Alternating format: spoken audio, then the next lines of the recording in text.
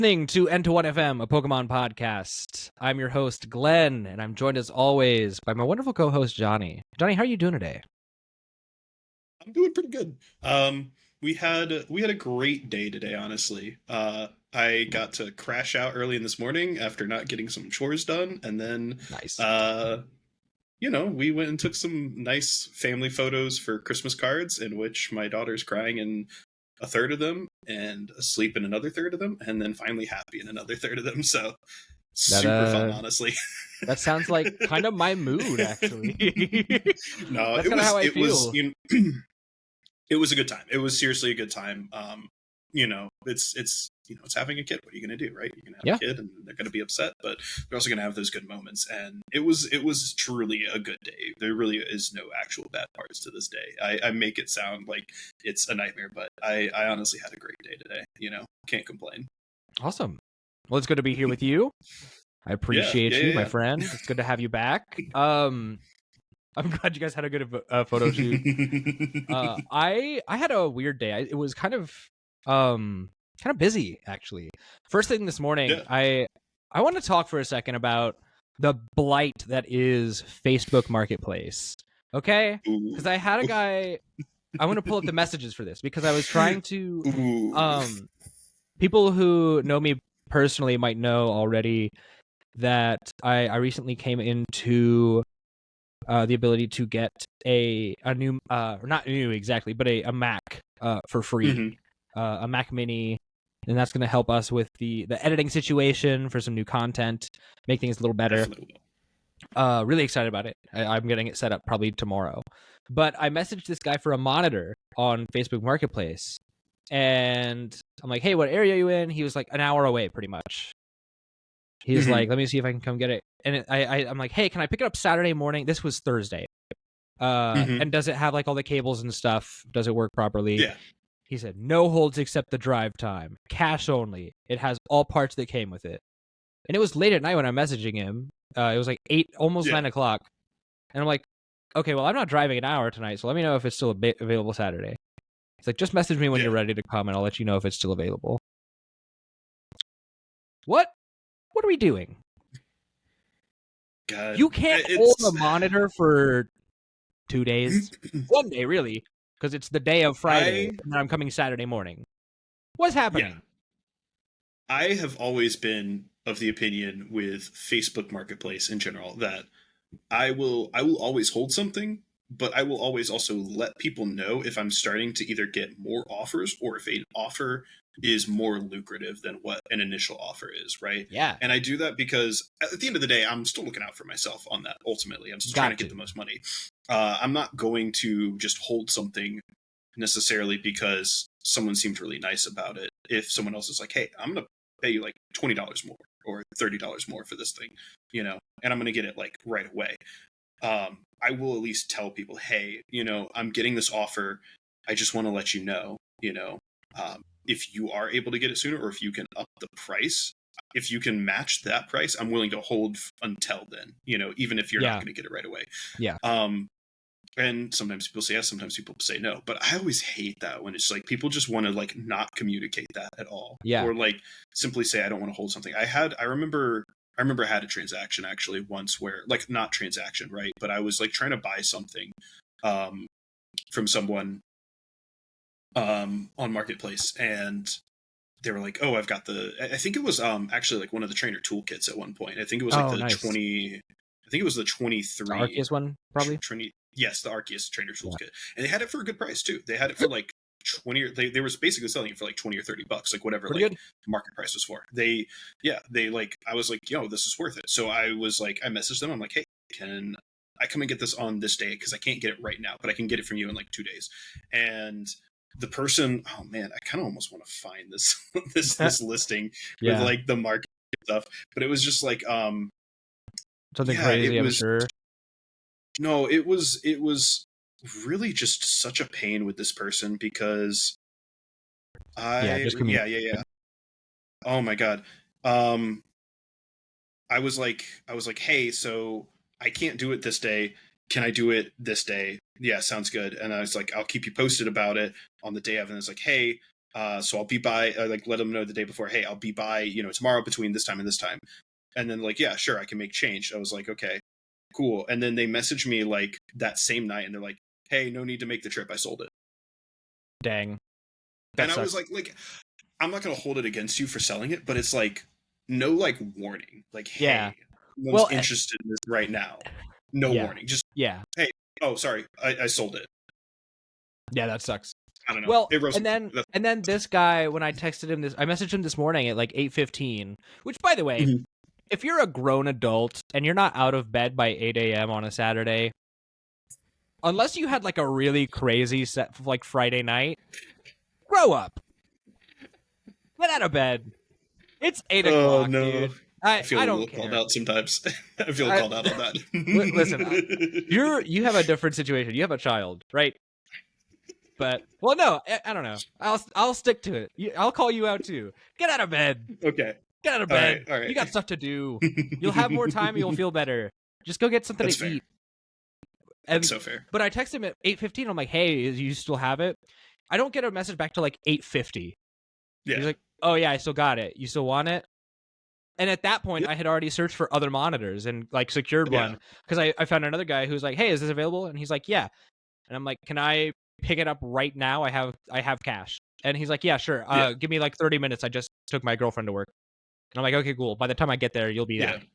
So I went out first thing in the morning this morning, and I got the monitor. Yeah.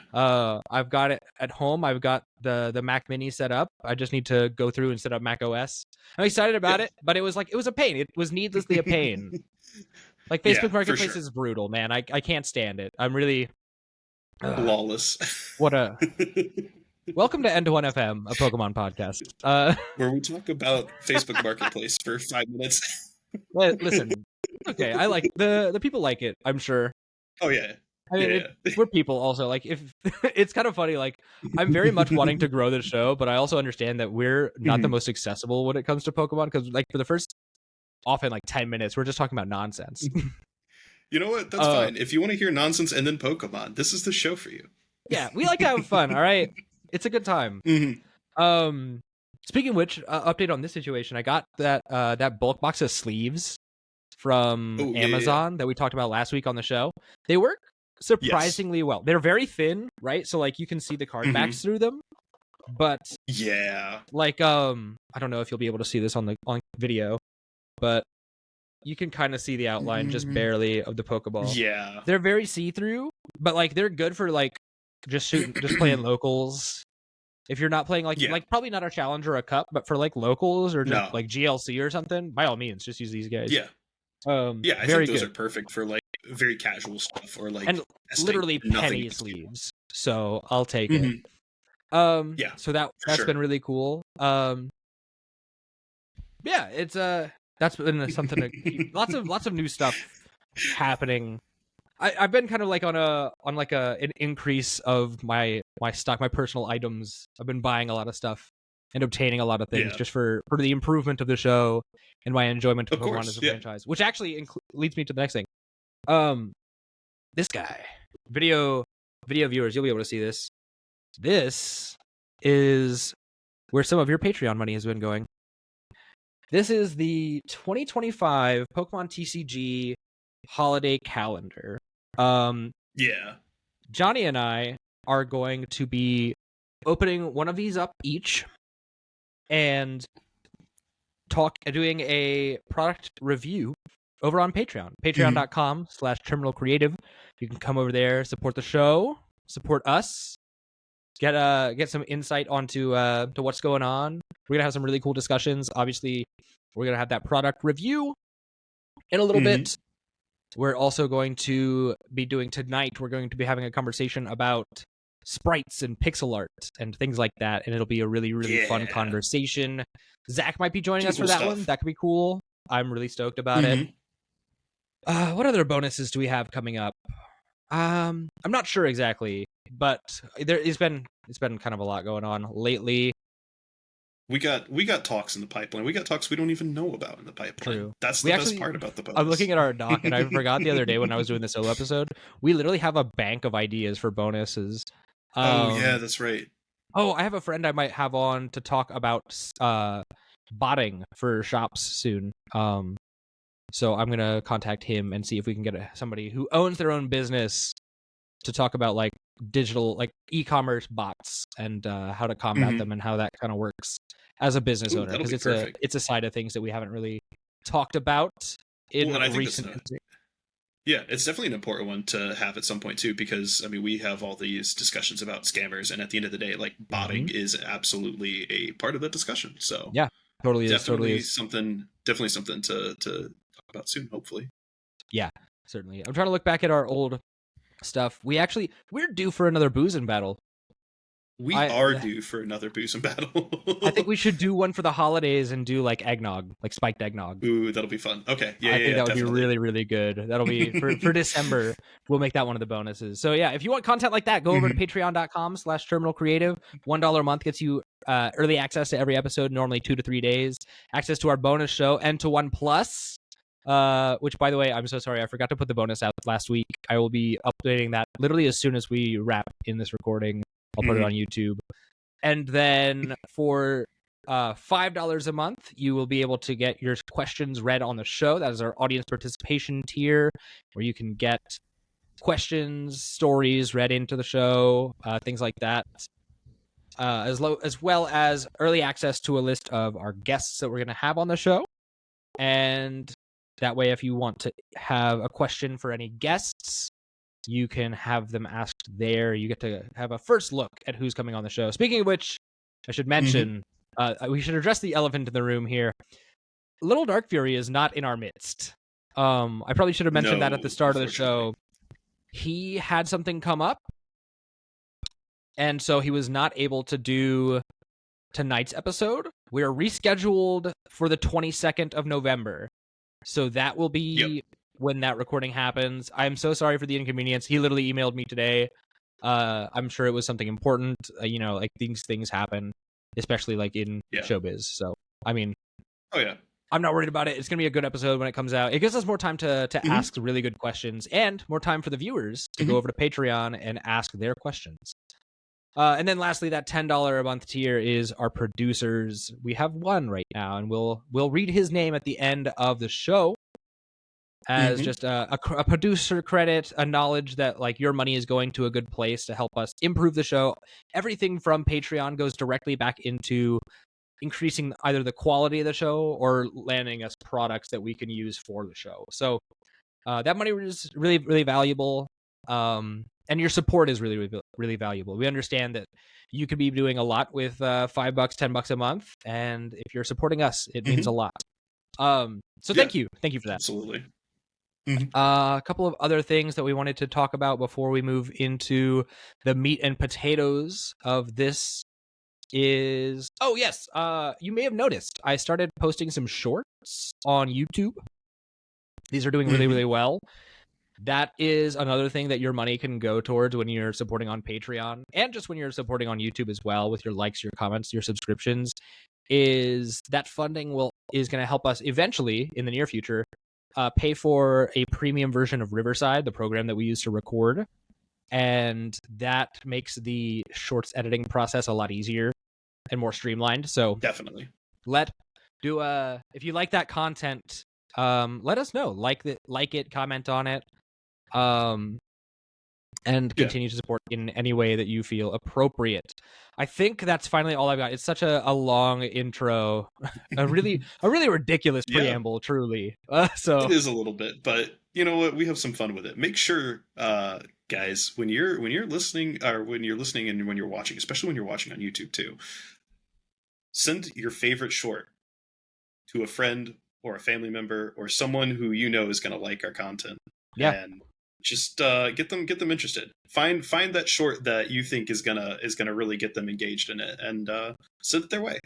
Yeah, and if you have a moment that you like on the show that you want to see made into a short, let us know in the comments. Leave a timestamp. That makes it really easy to find out which parts people like. It's easier to crowdsource the popularity of these things when you understand like who likes what. So feedback definitely on that greatly appreciated. And then I guess last thing, usual stuff. If you're on YouTube, leave a like, leave a comment, subscribe to the channel. If you're listening on Spotify, a surprising amount of our listeners come from Spotify. Be sure to leave us a review, leave us a comment on the show. We appreciate it. It means a lot. Mm-hmm. Absolutely. But with all that said, let's get into it. Welcome to N21FM, a Pokemon podcast. It's good to be here. I'm really excited. We've got some cool topics to talk about, some news, our usual rigmarole that we go through on the show, like an article from TCG Player.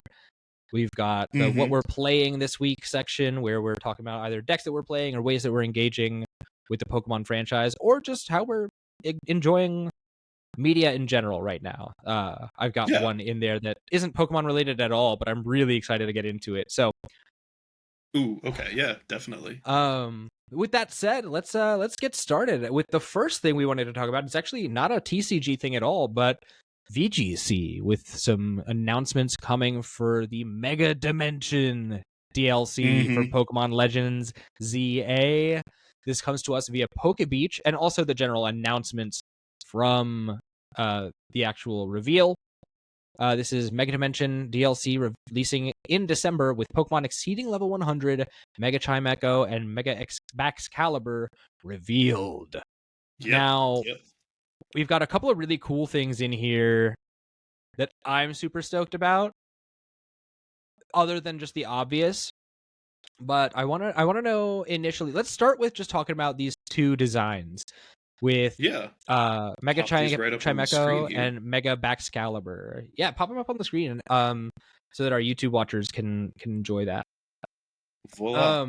That is Mega Chimecho. Mega Chimecho, dude.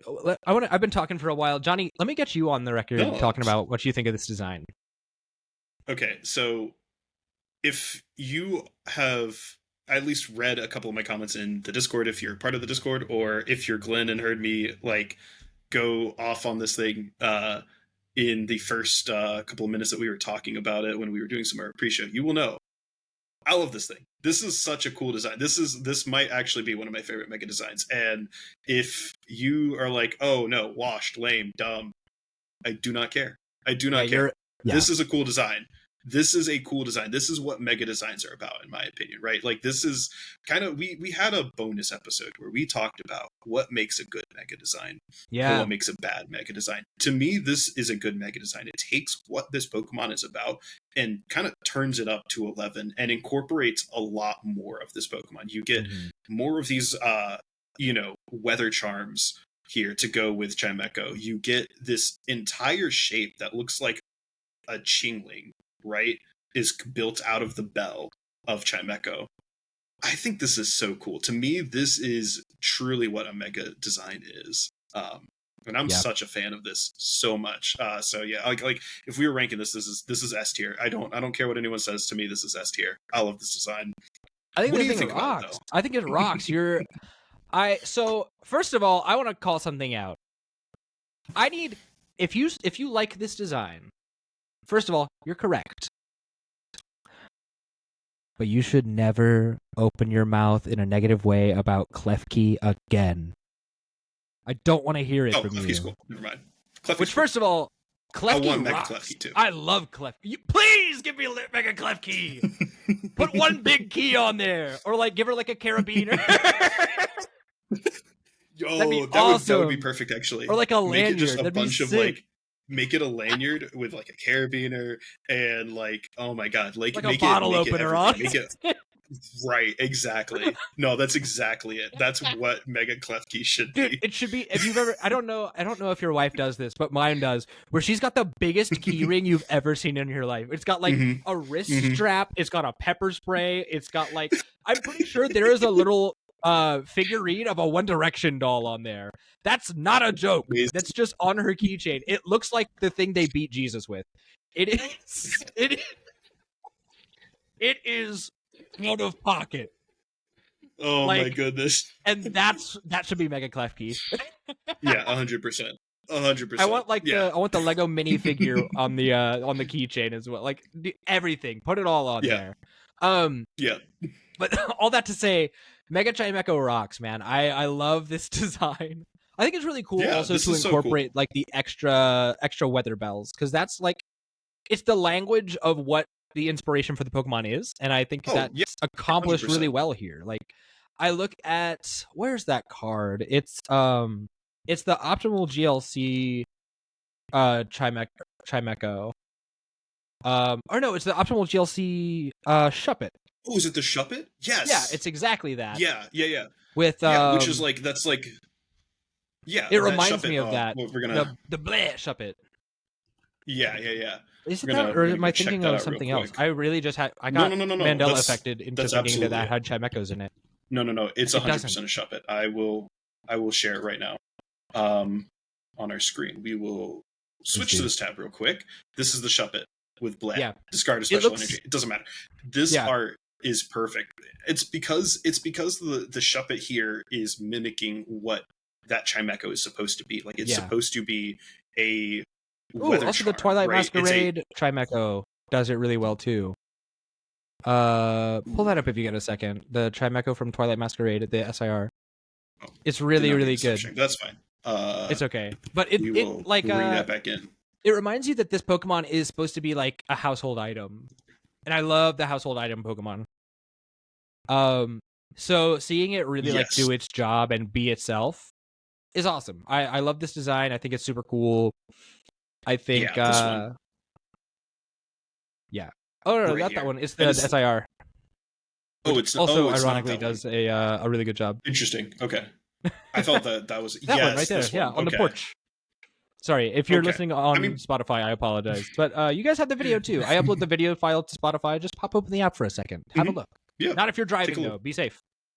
No, I love this because this is like, it is exactly, and each of these you can kind of notice, like it's always hanging in that spot, but it's always like, this is like the same kind of thing with like the with that Shuppet there in the Blast Shuppet, right? It is the traditional, and this is like very blurred, but it's that traditional like classic Japanese house style, the Ryokan kind of deal, where it's like it's very traditional, but like that's the point of it, and Chimecho is very much based on that. So to kind of fit that, and then like you said, like having we're going to switch to this tab again, having this Chimecho just kind of do that is exactly what it should be doing. And I love having it just up there with all of its friends. It looks cool. The Chingling shape looks cool also. Like it's a cutie. I hope it's really strong also, because this is just a cool design. I'm curious as to what this thing will give us in the card game as well. Oh yeah, definitely. This looks cool. This just looks cool, dude. In action, this looks cool. Yeah. Like, it's awesome. It's a little scary. It's just chilling there, but it's honestly, well, I mean, and it should be. It's a ghost. A little intimidating. Did Chimecho change to Ghost Fairy, or is it just Ghost? I think it's just Ghost. Okay. Well, hopefully, maybe this will give it like that fairy typing, right? Like that would be cool, in my opinion. But definitely cool. And then I guess the next one. Now we have differing opinions about this one. Okay. You go first. On this one. So I wanna. So if you're not able to see right now, this is Mega Excalibur. They don't add a bunch of details to this guy, but they do add some more interesting geometry on his jaw, a nice little headpiece to make him look a little stronger. I think that looks good. They add a little piece sticking out of his tummy, and they make the sword more pronounced on his back, with a couple more just little pieces of geometry to round out his design. I think it looks really, really good for a couple reasons, right? So for starters, I like Excalibur. He's a cool guy. It's a really sick design. I think this is one of the better pseudo-legendary designs, because when you look at the pseudo-legendary designs, you get like Salamence just turns into a ring, which is fine. It looks pretty cool, but if it doesn't have his arms out, he looks goofy. Garchomp is a travesty. I hate that guy. Garchomp looks so disgusting. That Mega Garchomp looks kind of rough. I think we rated it as cool for like aura farming, but it really is kind of rough. Yeah. What are the other Mega Pseudos? Mega Metagross is actually fire, but that's different. Metagross is cool, but I mean, now we have Mega Dragonite, and Mega Dragonite rips. I love that guy. Mega Dragonite's cool, but what I think about is ton. What I think about for Baxcalibur here is kind of a shift in motif, right? So in the original, in base Baxcalibur, you have very much like, oh, this is Godzilla, this is like just a kaiju. He's doing his best to do exactly that. And you don't really get a lot of conversation. Well, the incorporation of the other part of his name is not really well incorporated into his design. Like, sure, he's got like the back spikes, but what I love about this design is it really leans in to the Excalibur naming convention. Yeah. Where like the little spike on his tummy is supposed to be the handle of this sword, and his body makes like the hand guard for the top of it. And I think that looks sick, because also like I'm looking at it right now and I'm like, if I was to cover up those two little parts where he's like jutting out a little too much out of the sides, this is a sick sword. And, definitely. Like, and I think that's just so cool. And in addition to that, you get all of this terrestrialization imagery in his design, where you've got the hexagons for like the Area Zero stuff. You've got even like the little piece around the back of his head kind of looks like, it reminds me of Terapagos. A little, very geometric. Like, and the hilt of the sword just looking like the stellar logo. It just stuff like that. I think it really has a lot of personality that leans back to Paldea, kind of like it's a good nod to the Paldea region. I think the design looks really good. I think the coloration on it, adding that little bit of purple in there, rips. It's so good. I like this a lot. I like this a lot. I'm agreeing with you on the sword aspect, right?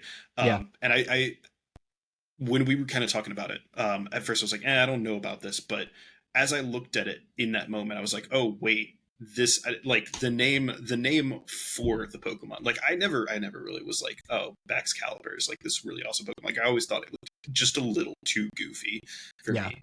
You know, like part of it, especially with like the whole like the imagery and like that I saw with it, with like, oh, because I haven't played Scarlet Violet, but the imagery with it, like shooting ice lasers out of its mouth to flip itself and stuff like that. I was like, this is some goofy ass stuff, you know, like this is like, okay, I get it now with the sword and the name, right? Like with this kind of hilt looking thing, you know, sticking out of his stomach.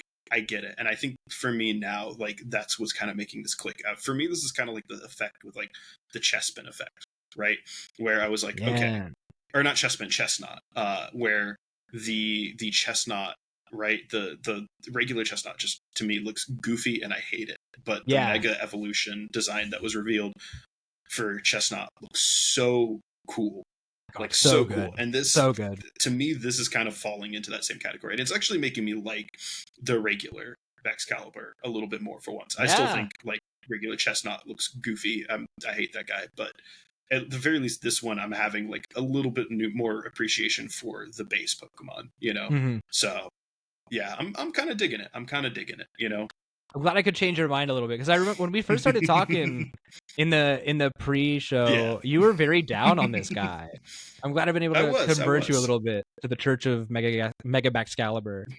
The blue on it looks so good, like the blue and purple. The coloration looks awesome. He's so sick. This looks so fun in game. This looks. So I hope fun. He's really good in VGC. Right? Yeah, that's so my biggest hope. I would love that. So I'm going to close out of that real quick, because those are the megas we're working with right now. I like them. They look cool. Anything on the mega designs themselves before we move on to some DLC issues? Nothing specific. It looks just like, what did they say? They said that players can get the Mega Stone, blah blah blah. It's just like stuff about like what it is and all. They do have this bit here actually. Psychic Steel type for Chimecho. For Mega Chimecho. I'm into that. You know what? I dig it, right? I dig it. Psychic Steel kind of fits. Height of 3'11". You could hang this guy in your window. Yeah, absolutely. I kind of dig this, you know. I'm kind of vibing. Kind of vibing. Yeah. And in Mega Dimension, obviously, you'll revisit Lumios with spatial distortions. It looks like the DLC will have you follow it or joining up with Hoopa, which is exciting. I love Hoopa. I'm always excited to see him. And who is this? Donut Chef Ashna and her companion Hoopa. By the way, it's so funny that Hoopa, the god of mischief in Pokemon, is like, I'm gonna hang out with this donut lady. That's canon. Dude, he just likes donuts. It is canon. And they're just exploring hyperspace Lumios. That's just if you listen to Dunsparce and Trampo. I was literally about to say, did they predict that? It looks like they did, actually. It looks like they kind of did. That's so ridiculous. Hoopa food fight in Legend ZA when? And then, dude, another really, what I really think is the most interesting, a couple really interesting parts of this DLC, in addition to Hoopa being present, which I love Hoopa, excited to see him, is that there are going to be Pokemon for the first time in history above level 100. Which is crazy. I think the image right before that one shows it. Oh, no, yeah. The Houndoom, 138. This one says 120. Crazy that there are going to be Pokemon who are level 100 plus. I can't imagine. I never could imagine that. And people were very down early on, if you remember, in the cycle of this game, in the new cycle of it. They were like, oh, like, what do you mean you can't transfer Pokemon back from home from ZA? If I send people to ZA, they're stuck there? Like, what do you mean? It's like, yeah, of course they are. Because they're going to get to level 200. Yeah, well, you know, like people are going to complain about it still and say, oh, well, the game should just... home should just be able to cap out my Pokemon's like level history or something like that, or do like level 100 cap out. Wrong. No. Shut up. You're wrong. No. I firmly agree. Like, you're sending it to a game that's fundamentally a different Pokemon game. Like the functions of combat and the game itself are completely different from standard turn-based Pokemon. And it's been made clear from the get-go that that's the case. So, like, nah. No, it's exactly totally that. This is a fundamentally different game than what people are expecting. And so they need to understand that there's something different about ZA's combat system. And because of that, you should understand that you kind of have to sacrifice your Pokemon on the pyre of, oh, I want to use this guy in ZA. I have to make sure that I'm ready to deal with that. Because... I don't know. It's like, it's sad, of course, for your journey to have to end with these guys, but I'm sure there'll be a way to like port these guys into champions.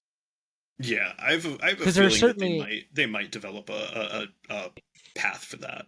Well, they're certainly not going to get new moves past level 100. They're just going to get like stats. And what they'll be able to do, since you in VGC are capped at level 50 anyways for all your guys, then it's no big deal. Yeah, I agree, and I think that would be fine if if you create a port system for ZA and stuff like that into VGC, then like that shouldn't be a problem. But just to go back into homes that you can send them back into Scarlet Violet, completely different, you know, or whatever game you're going to transfer from. Yeah, if you're going to transfer it anywhere, you should have to transfer it into champions, and that's about it. No, I completely agree. Let's see here. What else is there to talk about? Oh, some donuts with very interesting designs. We get some fun little donut designs and animations. This is fun, by the way. I just like this whole I'm assuming this is like a mini game and stuff like that, and you get to these are clearly like you get to make these Pokeblocks and Poffins in Gen 3 and Gen 4 or Gen 2 and Gen 4. Yeah. Also, can we talk about the flavors on these? These are some strange flavors for donuts. Orange chocolate. Yeah. Wait, so we're looking at what this is effectively peach meringue, blueberry chocolate, pear jam. I'm down with that. Tomato curry or tomato curry. I don't know about that. A citrus rainbow orange sounds chocolate good. Though. Remember, orange berries are they're blueberries, but they're technically oranges that are blue. You never had oranges with chocolate, bro? I do like oranges with chocolate. Yeah, Blueberries exactly. with chocolate sounds a little strange to me, but like, really, dude, blueberry and chocolate's delicious. I'll have to try it. I love it. A little dark chocolate covered blueberry, so good. Tomato curry is the only one that strikes me as kind of weird. Yeah, I don't know about that on a donut. The flavor tomato curry, like tomato curry has a flavor, fantastic. Oh yeah, but same a thing savory with, donut though, savory spicy donut. Yeah, To me, see a sweet and spicy cherry curry donut. No, I can see a sweet and spicy one. You ever had like a little tamarindo candy? Ooh, true. But cherry curry specifically as like a flavor combo. I'm not sure. Sound off in the comments. What weird Pokemon donut would you think would be the weirdest combination? What are your thoughts? Yeah. Wait, you're feeding Hoopa these donuts? I guess. So this is how you summon the Kyogre and Groudon, is just you give Hoopa the donuts. Yeah. By the way, spoiler alert, Kyogre and Groudon donuts, if you didn't see those already. Yeah, spoiler alert, I guess.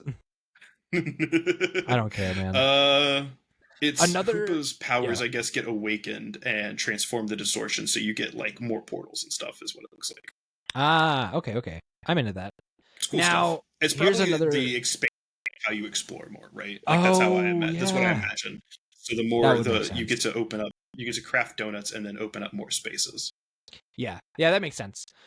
So, dude, another thing that I was really excited. This one I was surprised to be excited about because I didn't really plan on it. But I popped off so hard when I saw that Karina's back. Right. Because, dude, that's pretty cool. So Karina is my homegirl from playing the Rapid Strike box in TCG. Karina's sick, man. I don't care. I never played Sword and Shield or the DLC, so I don't really know exactly what her deal is. But I remember when I saw in the jacket and I saw her toss that off. I was like, no way! It's my girl! We're back! I was so hyped. Too. Dude, yeah, all the Mega Stones just like ready to go. She's got let me throw my Pokemon in. She's got a Mega Starmie in there. She's got I'm trying to see what all these are. Some very distinct shapes and colors. Mega Meganium, for sure, in there. Mega Electros. I'm seeing some cool ones. That's gonna have a cool team. But her design looks sick. Pull up that render of her, the art of her, if you can. There we go. Oh, that's awesome. That is sick. Yeah, she looks so sick, man. That's my goat right I can't wait. I can't wait for this also to be like card art too, right? This is going to be card art for sure in the TCG. Yeah, 100%. Also, this is actually news to me as I'm reading it. There's also, I'm gonna have to get the game because there's a Mega Diancie event available right now. Oh man, that's sick. I gotta do it, man. That's my girl. That's fair. I guess. How long does that event last? I wonder how long it lasts. November 6th. It does not say. 2 days ago. I'll have to find out. And Kanari from Base Game is also back. Kanari from Base Game is also in the DLC, so that's cool. Mm-hmm. Yeah, so pretty interesting stuff from the Mega Dimension DLC. I guess Karina was already confirmed in the splash art for this. Okay. You can see her in the top left, and you can see this new girl also with the donuts and Hoopa. But this is sick, man. I'm really stoked to see this. It looks good. I will say, like, the on the one hand, like, people are really commenting on the location being lazy because it's like, oh, Hyperspace Lumiose is just grayscale Lumiose. It's like, but what were you expecting, big dog?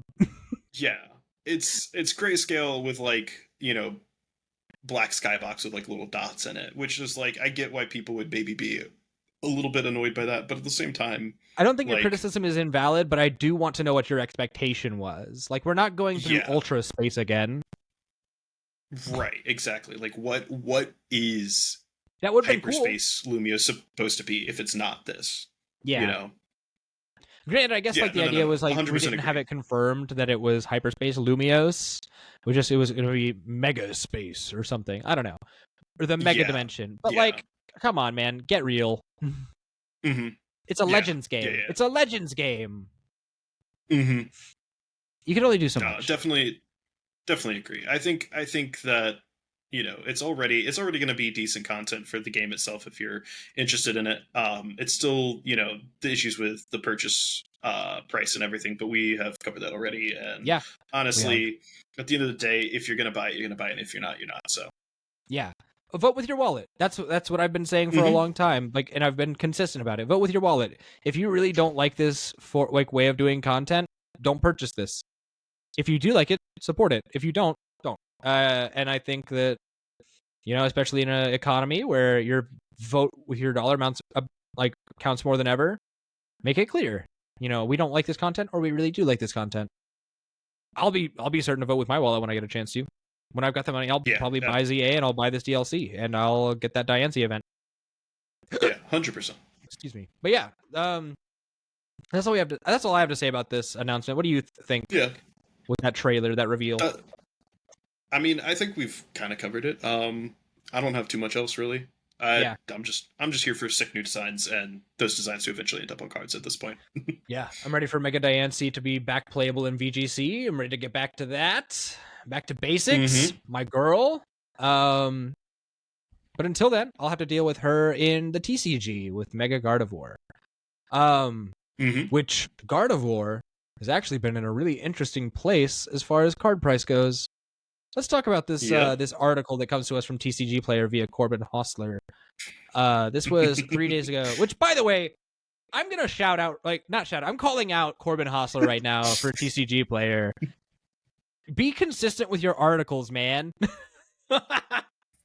I'm sure that there's a lot that goes on, but like if you work for a publication, you need to post the same thing every week consistently.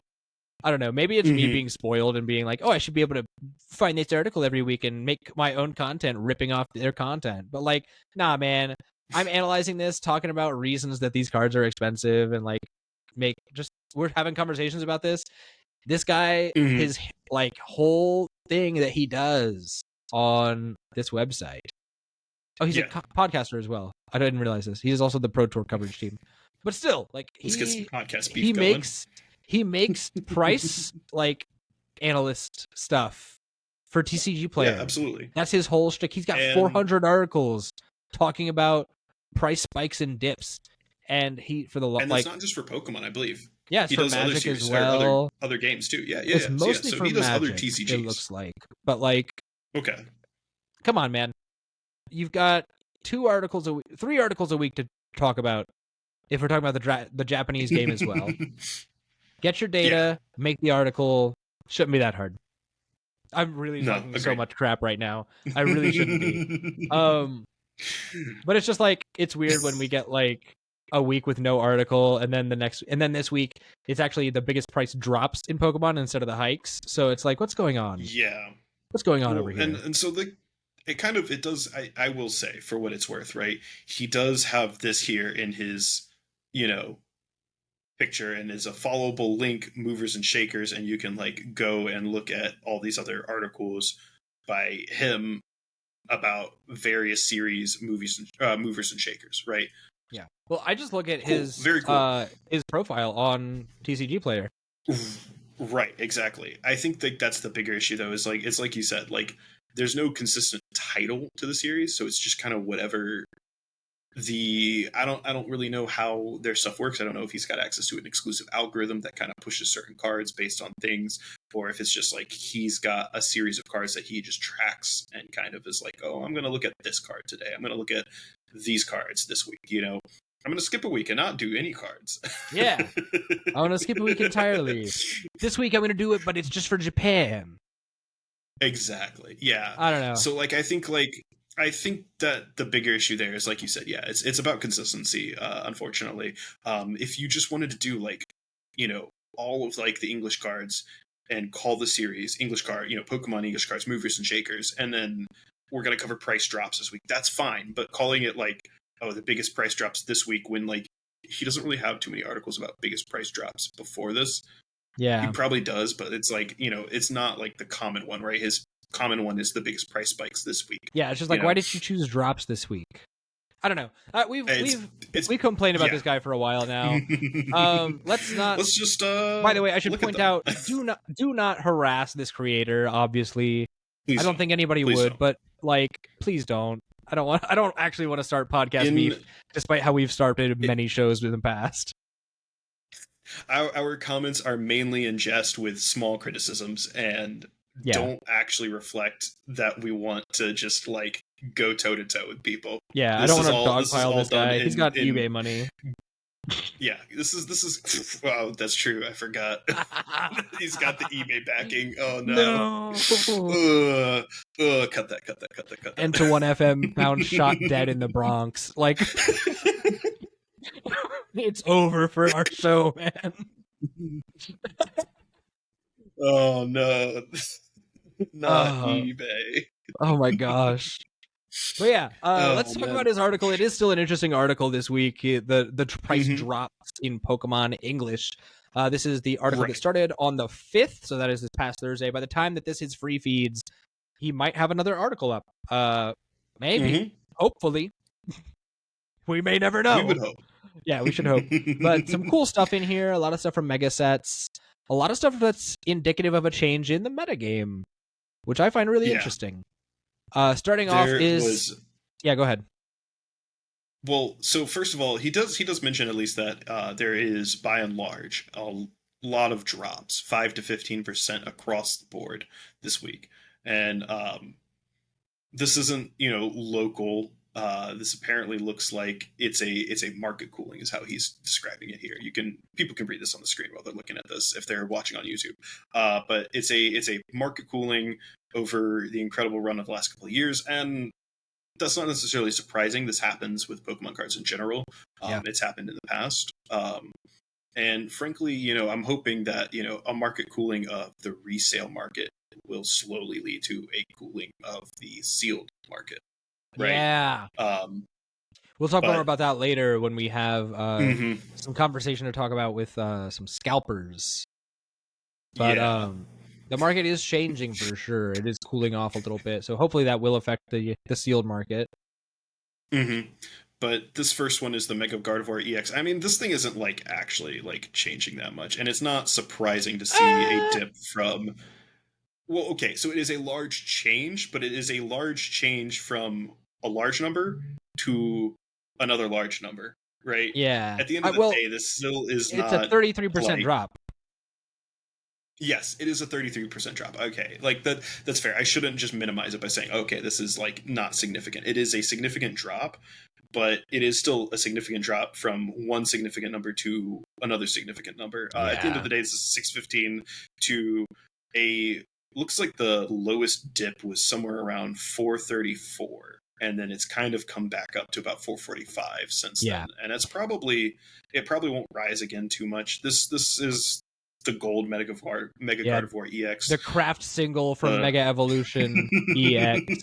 The Mega Hyper Rare. These cards are only rare because of the special rarity assigned to them. These cards look ugly. I do not like the designs on these. I'm sorry. Every time I see another craft single card. Oh man, I wish I had these but not in all gold.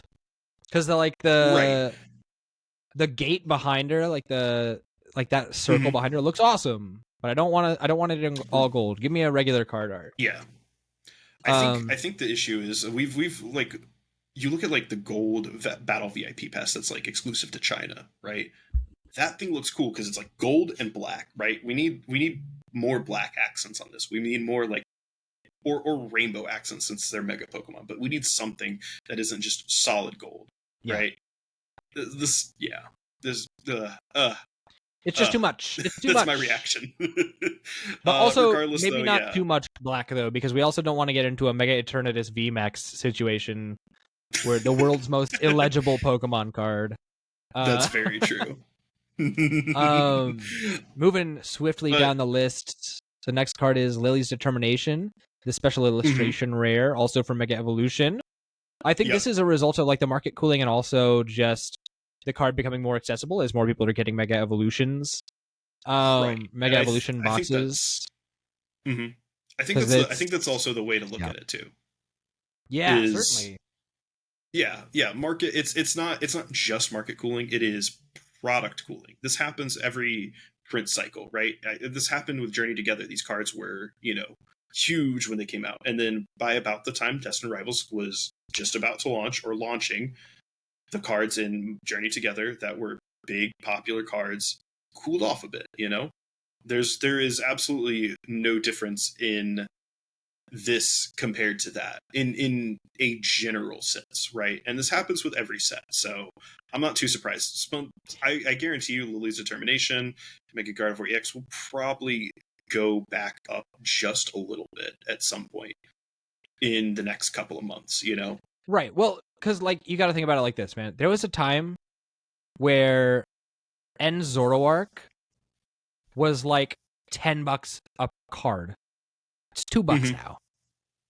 Yeah. And it's been sitting at that $2 mark for a while, I think, right? Yeah, for a while. Yeah. When things first come out, they're obviously going to be more. I hope you aren't hearing my PC. It's got the stuff is being inserted and not. I hope that's not picking up in the audio. I'm sorry. But it changes so much just as a result of product came out, and it's why I always tell people don't buy cards at pre-release prices. Because even people in our circle will buy cards at pre-release price, and I'm like, what are you doing? Yeah. You're freaking out. There's no reason to buy these cards at these ridiculous premiums just so that you can have it day one. You're not playing any unless you're going to a regional day one. There's no reason for all this. Yeah, it definitely isn't necessary to start, and especially, and in this case these are the art cards, so this is really only if you're just trying to it's just a flex at that point, right? Yeah. And it's cool if you have the money to do that and you want to do that, but it really isn't worth it, right? This this price here, with this $200 price, right? It's not. No one's gonna care whether you pay $200 or $115. No one's gonna care. Right. At the end of the day, they're just gonna think it looks cool. So that's the ultimate deciding factor. Is did you want to wait, a month, right, to look cool, or are you comfortable looking 2 months, to look cool, or are you comfortable, dropping the extra, what is that, $75 to look cool immediately? Yeah, we're being ridiculous. Let's be adults. Yeah, for sure. I'm gonna move right along. Oh, we also didn't list the price for that one. Lily's Determination SIR is down to 114 from 196. Yeah. And then another Gardevoir card actually coming out, dropping a little bit. Yeah. Which is not surprising to me, because didn't we just get some more Paldean Fates product came out? I think some more. I think Paldean Fates got another print cycle recently. Yes, and that's what this Gardevoir is from, right? I don't know if it's the last print cycle for Paldean Fates, but I wouldn't be surprised if it's coming up to that point for Paldean Fates, at least, where print cycles are going to stop happening for it, because Paldean Fates is in the middle of technically the last. Paldean Fates started printing in 2024. Yeah, beginning of 2024. It's January released, 26th. Remember, Paldean Fates is also part of Scarlet Violet era, right? And we're technically on Mega Evolutions now, which is a different era. So Pokemon has already kind of been open about how they will, once something enters a different card era, for the most part, they will stop printing cycles on them, or they'll give it one last print cycle. It's been almost 2 years since Paldean Fates released. I wouldn't be surprised if that was either the last print cycle or if it's coming up to its last print cycle. Yeah, it's on its way out for sure. So it's possible we see this card drop even further. It was at 143, and it stuck around 140 for a long time.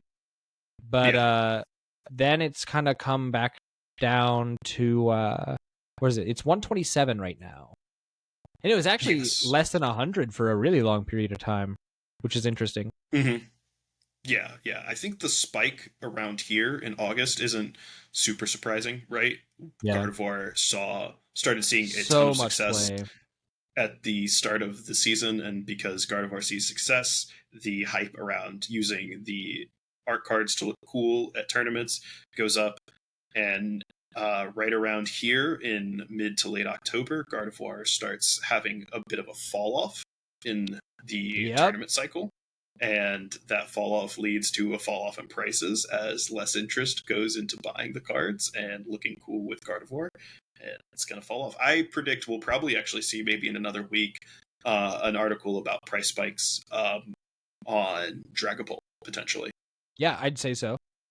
I would not be surprised at all. I would say we'll probably see an article about price spikes on Dragapult. We might see an article about price spikes on maybe stuff like Kangaskhan and Absol, if there are price spikes for those. But those ones are new enough where there might not be a spike. Who knows?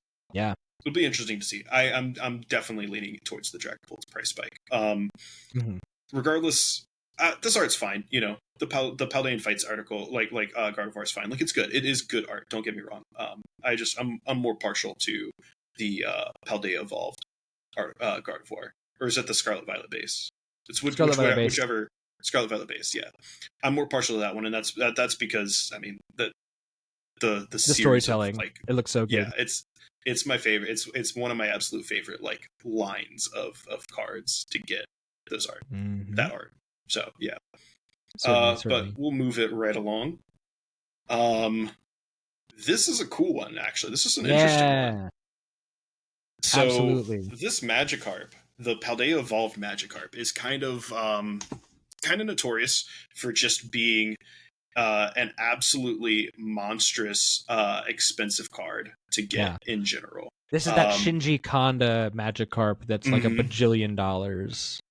Right. By the way. And for it to kind of like drop off all of a sudden, especially after a large rise around here, and kind of this drop off about the time. Let me scroll back up, actually. Yeah, it's dropped like $90. About the time it got this large spike right around the time of just before or just as Mega Evolutions releases, and it tapers off immediately. Yeah. And then starts dropping right now just before Phantasmal Flame. So I'm interested to see. I'm wondering why that is. I'm wondering, like they said, you know, that's the wrong article.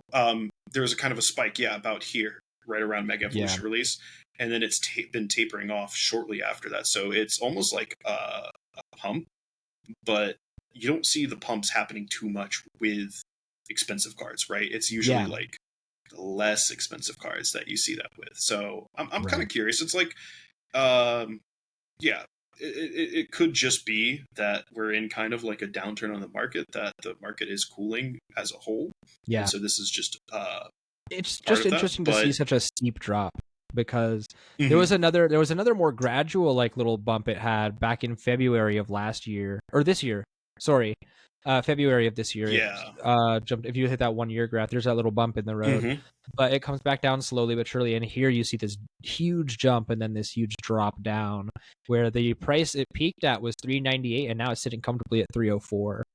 So peculiar to see. I mean, it's really, really interesting, especially because Shinji Kanda art isn't like becoming less popular, unless hold on, not. Is right. I'm curious because I have a theory, a game theory, if you will. Okay. Hear me out. What I am curious to know, you'll know that Shinji Kanda also made the Seismitoad from Black Bolt. And there was a big thought process on that particular card that it was going to be banned in the United States because it has a design on it that could be like interpreted as like a 666, which is I don't. Yeah. It's in there was a theory that it was going to be banned because of that, which they would have just censored it. It's clearly not that, by the way. It is very obviously just this flower design that Shinji Kanda is known for.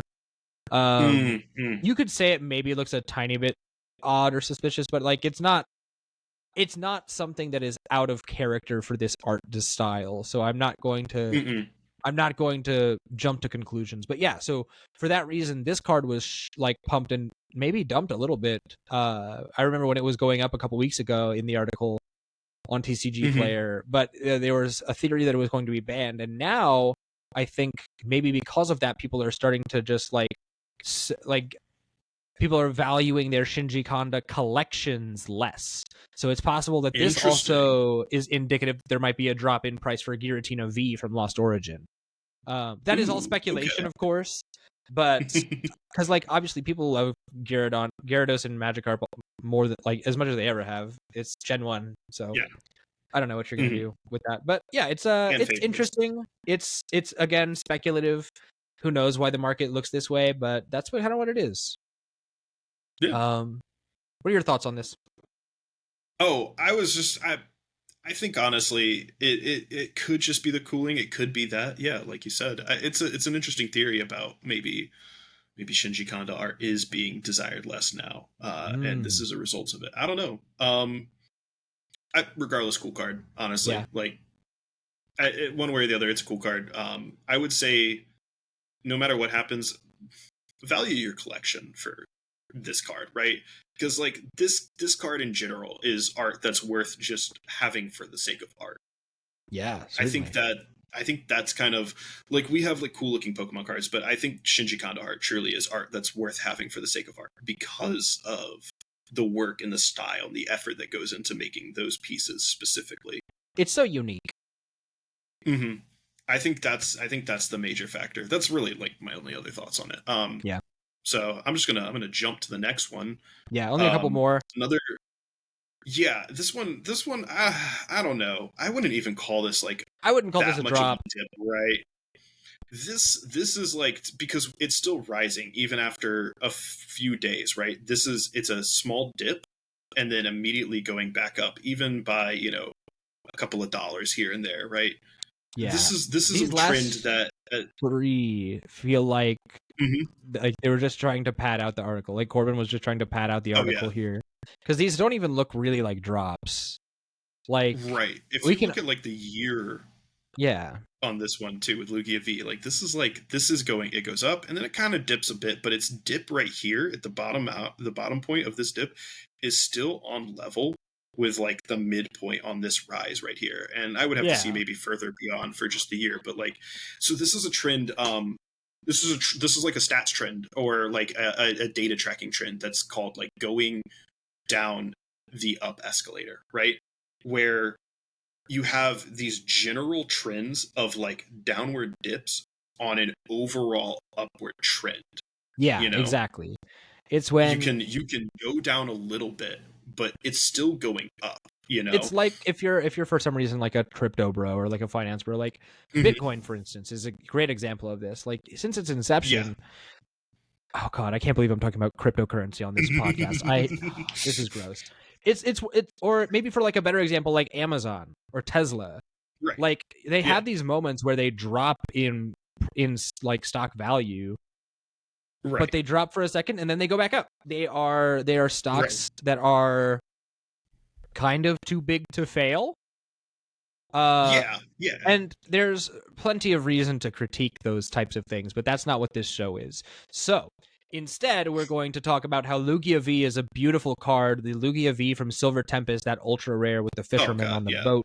Absolutely. Dropped from, Reed's notes, 466 to 445. Yeah, this is, I guess, man. This 3-month trend is like, come on, this isn't a trend. Be so serious. This is not a dip. Like a $20 dip is not a dip. Yeah, and then you look at like this Zekrom EX, because we can just move on. Like these last three, we can honestly rapid fire. This Zekrom EX, literally $10 drop, went from 470 or 482 to 472. That by the way, the Lugia went from 466 to 445. Zekrom EX, the Black Bolt, the black and white rare from Black Bolt. Yeah. Or I guess it's called a white rare or black white rare. But this card went from 482 to like 472. What are we talking about? Yeah, and what you don't see here, because it hasn't happened yet, is there's going to be there's this part here, right, on the watch. It's going to go right like back that. up. It's going to go right back up. It's just going to do that. Hey, look, it did that here. Oh, hey, look, it did that right here. And you know, like, come on. It's very strange. And then literally the very next thing is like this Gengar. What is happening? What is okay? First of all, what is this card? For our YouTube audience, I want you to look at this real quick and tell me that is a price dip at all. Can you spot the price dip? Yeah, no. Oh, is it this? Are they talking about this right here? This 22 to 21, 2205 to 2192? Is that? It went from 2205 to 2192. Is that the only dip? Is that the dip we're talking about? Is the dip in the room with us? Is the dip talking right now? Or are we? Corbin? If what's happening? The only other thing that I can figure is, are we talking about this holofoil dip? The holofoil isn't dipping; it's consistently hollow? At 255.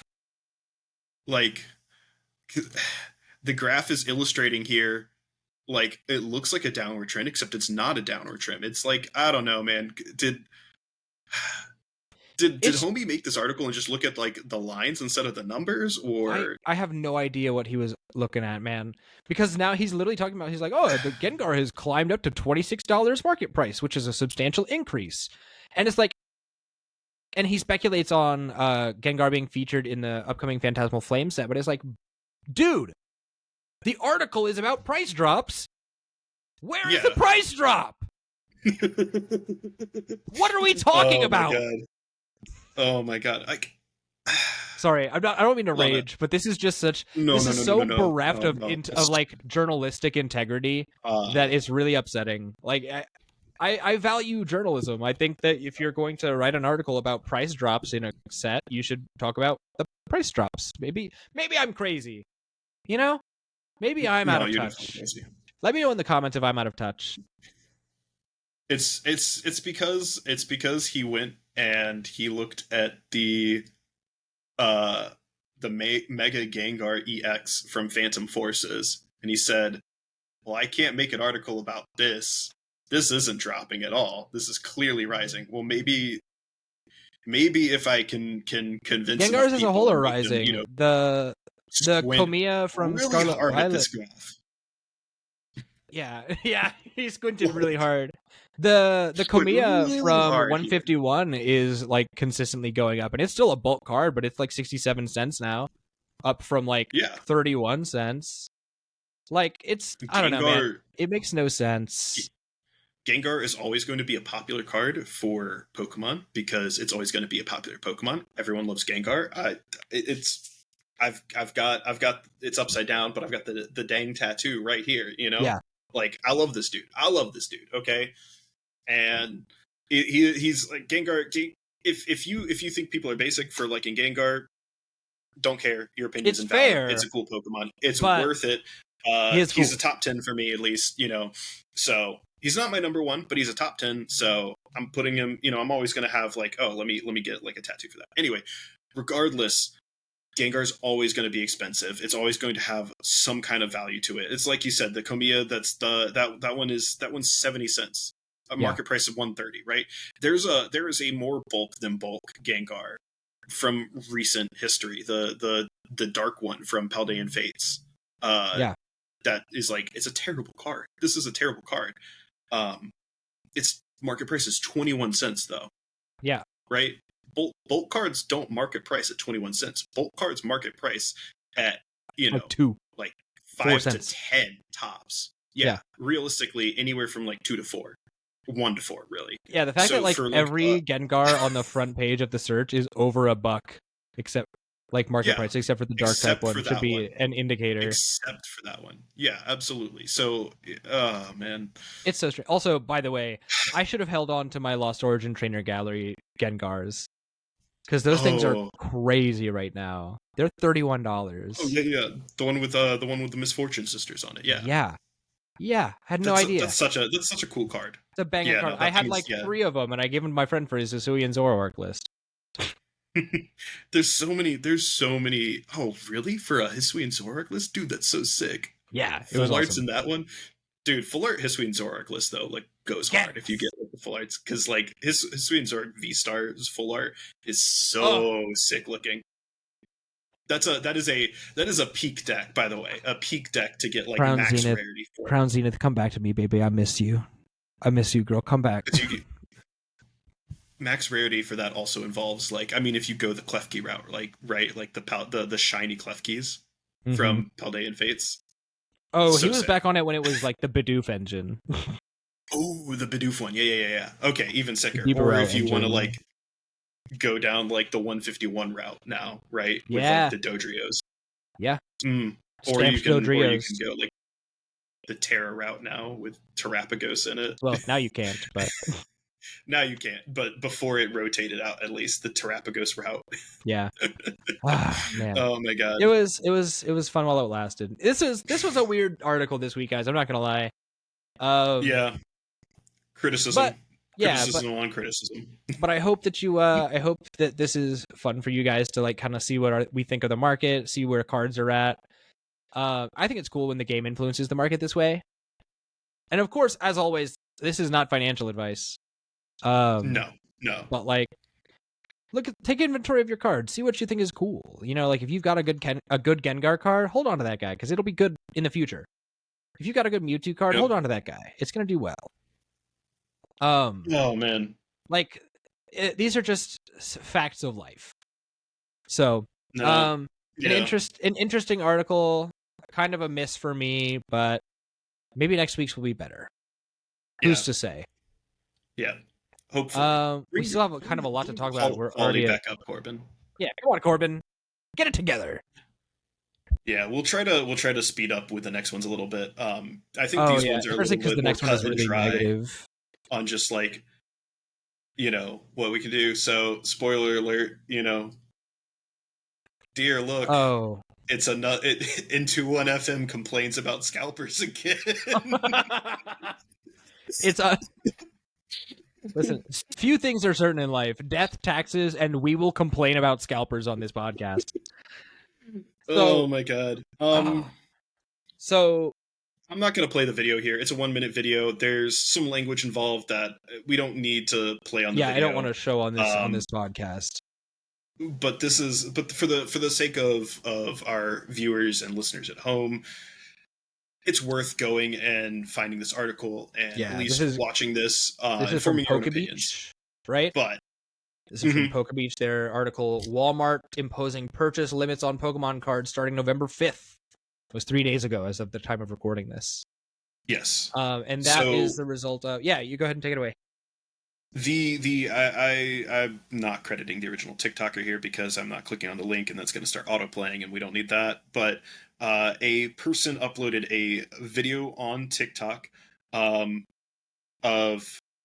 a Walmart. I can hit the Mr. Omano 2003 on TikTok. Uploads this video in which a scalper goes to Walmart and buys out the entire stock of Pokemon cards at this Walmart.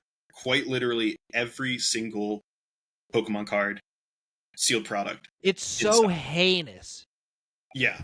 It's like there's been a lot of memes lately about like, oh, this is the greed they talk about in the Bible. And it's like, no, dude, this is the greed they talk about in the Bible. This is insanity.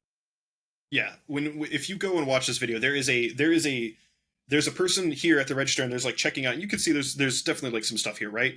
When it pans this way behind the cashier, it's an entire display. Wall, they literally dragged the display to the front of the store. They didn't just pull the stuff off and put it in their cart. This isn't like Costco levels where they're like just people like scrambling for stuff, and grabbing like the flat of like 6 blooming waters in the little cardboard thing that holds it, right? This is the full display all the way to the front. Don't ever let me catch you in the streets dragging a display to the front of Walmart. Right. And so ultimately what happens in this video is, the scalper, the person who's filming it, films it, the scalper when they see this person come up, immediately like flips their hood up, tries to cover their face. They don't want to be identified in the video. Already, like, look, man, if you're gonna do this, own it, right? Like, own it. You're already like a bad person. Just own being a bad person, okay? Yeah, like, it's way worse if like, you're like a coward about it. Right. You had no problem being out here in public doing this, but the second that the camera comes out, like, suddenly that's a problem. And then the store manager is telling the person filming that they can't film this, which, whether you're on the side of the store or not with filming policies in stores, regardless, I do think that these kinds of scalpers need to be publicly shamed. So I'm all for filming inside the store and get like at least make the store call the cops to tell you to stop. Yeah, like, that's my official statement there is at least tell them to get the police out there to stop. Make it official, make it so that the store has to like put like press some kind of like legal action on you to make it stop, because I think that it's more worthwhile to get this information out, to show that the store is going to the lengths that they're going to defend scalpers. And it's to the point where this sparked enough backlash online, and the manager is named and shown in this video because the manager defends the person buying up all these cars, and it has sparked this backlash. And so Walmart said, we are introducing this limit to make sure all fans and collectors have a fair opportunity to enjoy playing or trading cards. Our goal is popular items available to as many customers as possible and to maintain a safe and positive shopping environment for everyone. So Walmart doesn't have to do this, right? Like, they technically make more money by just offering the product immediately to the first person who's going to buy it all up, technically. Rather than letting it sit there and like their packs get like the little sealed product on the shelf gets like ripped open and stolen cards out of. Exactly. But the thing is that's going to happen anyway, whether, like that always happens, right? It's always going to happen where someone's going to come along and try to rip open some stuff on the shelf if they can and get away with it. I think regardless, this policy is still a good policy. So it's 5 packs or boxes of trading cards per visit now, right? Per visit. It's not going to stop people. Yeah. It's still not going to stop people from doing the thing where they come with like a group of 4 and each one of them just goes and, 5 packs it, or whatever. But like, this is just, at least then you have to organize like a big group of people. Mm-hmm. And this is more of what more stores should be doing, right? It should be instating these limits and trying to prevent scalpers. And hopefully between, like we talked about with market cooling in the secondary market on cards and this kind of stuff, maybe we'll see some limits on scalping finally, we're hoping that Pokemon themselves starts really like cracking down on it too with some sort of method, man, some sort of method. It's insane. But this is just silly. This is just ridiculous levels of it, right? Like, it's bad enough when you watch the videos of people getting in fights over the blooming water sets. It's bad enough when you see people who are going in and buying a bunch of product and coming back out and loading in their cars and then going back in and, oh, I'm on my second visit. Oh, this is a different visit, Grow up. That's bad enough. But like, this is just this is the moment where it's like, okay, hold on. Like, if you didn't think enough was enough before this, dragging the whole dang display case to the front of the store, it really makes me sick, man. Like, get a job, dude. What are you doing? Why are we? This is jobless behavior. Jobless, friendless. Like, what are we talking about? Be so serious right now when you're talking to me. There's no justification for this, right? Like, I understand, we're like, oh, like they had the money to buy all this stuff at the time, and then they and it's like, no, they didn't. You know what they did? And I'll tell you how I know this. Just because I did it. Mm-hmm. Well, I didn't do it, but I could do this, right? I did not. I misspoke. It was a misinput. I didn't do this. N21FM scalping. This is the scalping scandal. The call is coming from inside the house. But so if you are a member of Sam's Club, you can use your Sam's Club credit card at Walmart. And the introductory limits on those Sam's Club credit cards, even for somebody with a not so hot credit score like myself, are pretty high. So you can walk into Walmart put $3,000 worth of Pokemon product on your credit card, max out your credit card, take it home, flip it, and make your money back, pay off your credit card. Go do it again on the next release. Yeah, absolutely. That's all you got to do. Yeah, there is no amount of like actual, oh, I could afford this. Like, no. It's not like this is a person who's like making the most of their own wealth. They're yeah. You felt comfortable enough gambling that you could do this, right? What are you going to do when this doesn't pay off? Like, that's the real question. Like, say this doesn't pay off, right? What Hopefully are you going to do? Lose the house. Like, hopefully they lose their house and everything they have. Do? Yeah. I think like I unfortunately scalpers get their hands on enough large product that it's going to pay dividends more often than it won't. Right. But like I pray that like the low quality pull rates on these tins hurt enough people like this that maybe it just starts dissuading more and more scalpers. Yeah. Well, it's not even pull rates. They're able to just resell sealed product, which is the problem. That's true too. Because people aren't able to get a hold of sealed products, so they're like they're getting anything they can, and they were just like, oh, I want a tin. I really want like the coins or the art inputs or the art cards or the stickers or the tin itself to keep my counters and tokens in.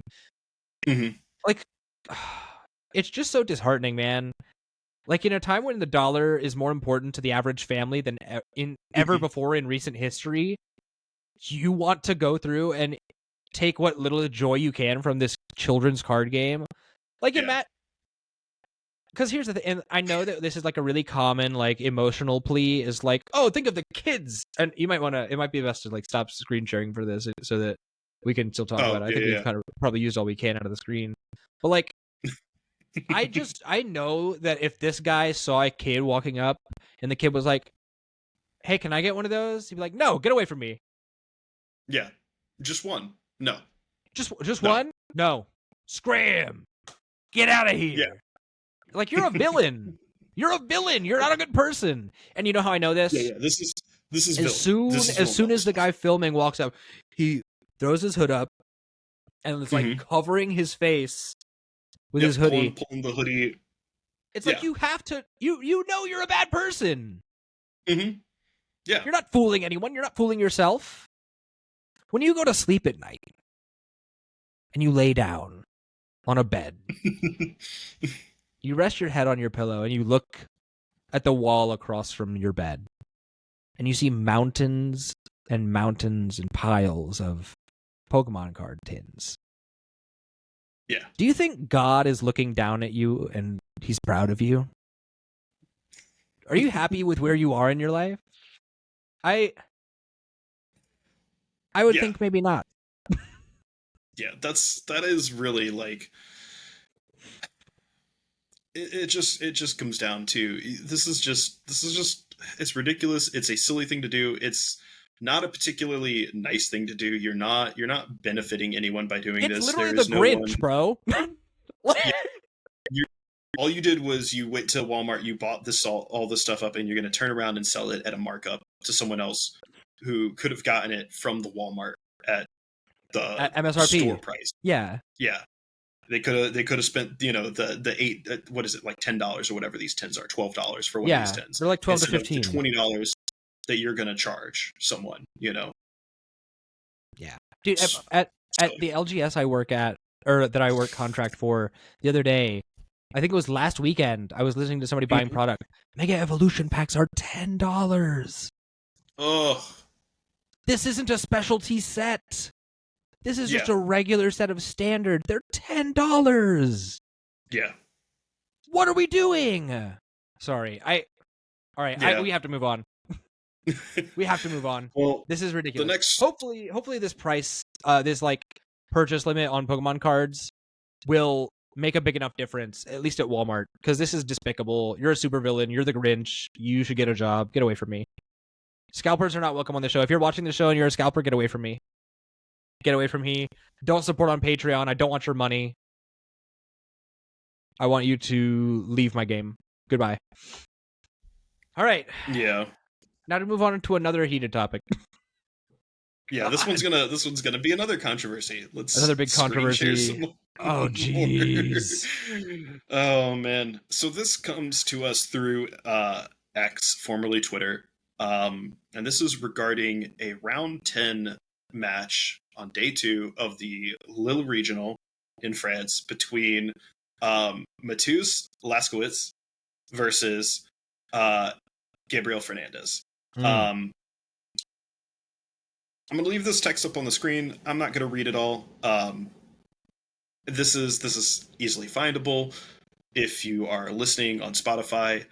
But the gist of it is essentially that during play, Mateusz has a situation he's in, or rather, Gabriel has a situation he's in where he needs a very specific card or a very specific couple of cards in order to take a win.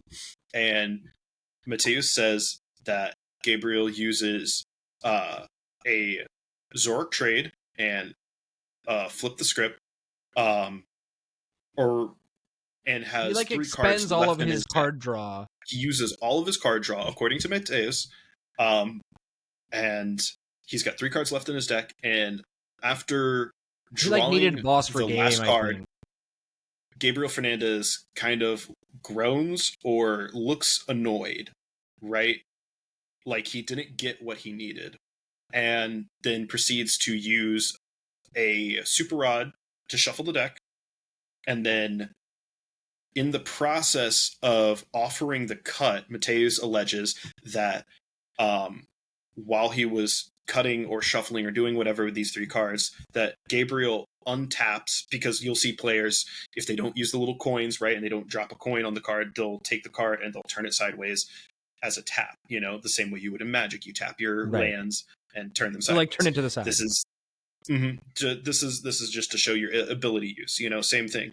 He untaps his Zorark and then proceeds to go in for another trade, taps the Zorark, and at that point Mateusz calls a judge, and the judge analyzes the situation and looks over everything and says, well, I saw, like he looks at the discard and he says, well, this isn't, these cards were not here, or this card wasn't here, so he didn't actually use this trade a second time. And Mateusz is alleging that no, Gabriel Fernandez in fact untapped and did a 3rd trade when he was only able to do 2 trades. Yeah.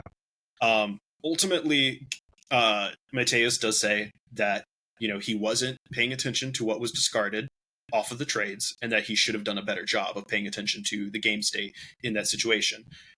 He also alleges that, or he also says that he should have appealed this to a head judge and taken it further, and that he didn't. And he doesn't really. He didn't because he couldn't prove what was discarded, and therefore couldn't say, okay, I can't take this to a higher authority because I can't really prove anything beyond that. Which, right. Ultimately the outcome was that Mateusz loses the game. Regardless of where you stand on this, whether you're defending Mateusz or you're defending Gabriel, I think the real lesson in this ultimately is, 1, pay attention to the actions, especially when they're starting to matter in the game, right? Like key actions at the end of a game that determine whether someone's going to win or lose. Those are things you do need to pay attention to, because even if you don't think your opponent is going to cheat, you should pay attention to those, because those are the moments where someone could take that as a chance to cheat. Yeah. Or at the very least, those are the moments where someone may tunnel vision and forget about something and attempt to do something again, even if the basis isn't I want to cheat, the basis is I want to win. Even if it's not nefarious, like people could accidentally cheat. Yeah, like accidental cheating is still cheating, and you still need to follow the letter of the law for the game. You still need to make sure that, hey, I already did trade. I didn't find what I want, and it's really unfortunate because it means that I probably lose because I didn't find what I want, but that's the game. At the end of the day, that's the game. Yeah. Well, and it's the responsibility of both players to maintain the board state. That is how this works. Take some accountability, watch your opponent's actions, watch your own actions. This is so that everybody can have the most fair game of Pokemon cards as possible. Yeah. I think the other thing with this is that if you are in a situation where you truly believe that something was not done correctly, again, whether you think the person is cheating or whether you simply think that they just mismanaged the board state in some way by forgetting something or doing something accidentally, and you've appealed to a judge or you've called a judge and you're at like one of these regional events, ask for a head judge appeal. Yeah, if you truly think that you are in the right, ask for the head judge appeal, because the floor judges are there to enforce the game and the way it works, right? And the head judges simply get a rundown of what happens, but the head judges can at least get a better explanation and a better analysis of the situation compared to the floor judge. Yeah. And they might have a better way to approach a situation, especially a he said she said situation where you don't know what's happening. I think that ultimately, I do think that ultimately, if Mateus had escalated this right to a head judge probably would have agreed with the floor judge. If the floor judge said, well, I didn't see them trade a second time, and allowed them to trade a third time, and the head judge and the floor judge monitored what was being discarded off of the trades.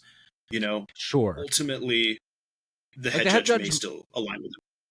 Right, but it's still valuable to get that input, especially if you are convinced that your opponent cheated. You want to make sure that you are doing everything you can, because and this is also you kind of have to really care about your opponents in this circumstance, because you want to make sure that you are strict with them, because if you make sure that they are having to play at their absolute best, you want somebody who deserves the win to win, whether that's you or your opponent. You have to be happy for whoever wins, because you have to understand that oh, this is probably the more skilled player.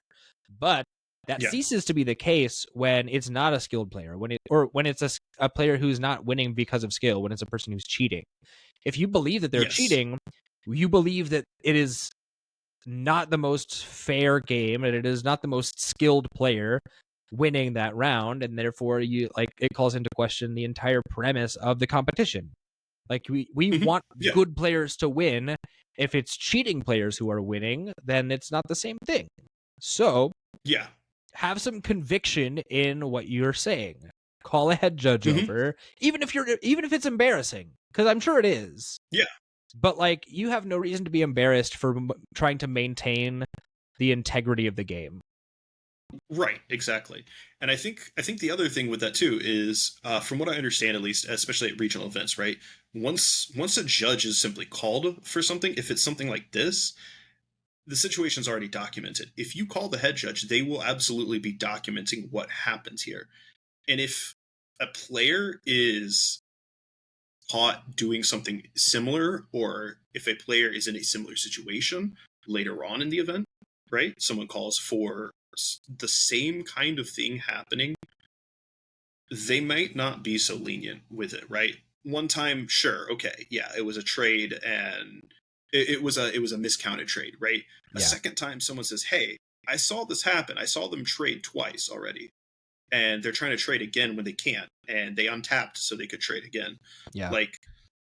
At that point, we maybe should start, at that point, the judges should start saying, okay, yeah, there might be something else going on. And that's more reasoning to maybe go to a harsher punishment later on. But it certainly is. As a judge, I can tell you that is what we do. Yeah.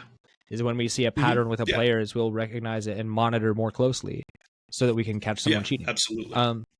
Yeah. That's all I have to say about this. Ultimately, it's going to spawn online beef. Ultimately, it's because these people are personalities and they have fan bases for some reason, which is weird and corny. Don't idolize players, man. Grow up.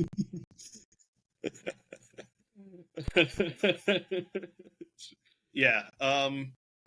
Like you said, it is really amounts to just maintain the board state, maintain your own personal knowledge of the game and what's been happening, and have conviction in it too.